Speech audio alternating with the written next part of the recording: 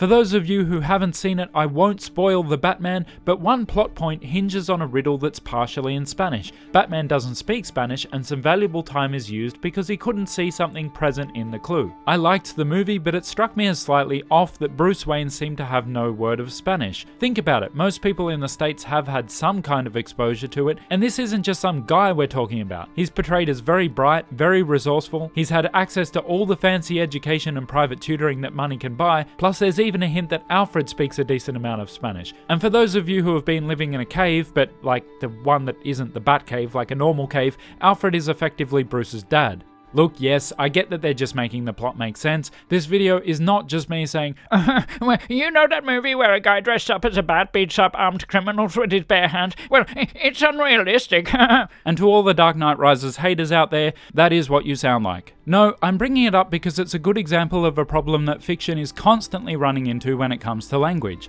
See, Batman is set both in the real world, but also not. Even though Gotham doesn't really exist, the USA obviously does. Without it ever being explicitly stated, at least in this film, we would have to assume that Gotham is the largest city in a country where Canada lies to the north and Mexico to the south. And this is a bit of a balancing act for filmmakers, where too far one way can make us feel like everything's a fantasy and we stop caring, but too far the other way and we start wondering which state law would Gotham fall under? What percentage of families speak a language other than English in the home? Has this vehicle ever passed a registration check? Who even taught Bruce Wayne to drive, by the way? Because, like, he could drive good. And that's where The Batman, the 2022 one, got a little bit risky, because although the main characters don't speak Spanish, there is a vague hint that speaking Spanish isn't all that uncommon. And while we're on subtle hints and foreign influence, etc., I enjoy this little detail that the girl they're all calling Russian is in fact Estonian. Although, this being a language channel, I need to point out that if you think Estonian must be similar to Russian, think again. It's much closer to Finnish and heptapod.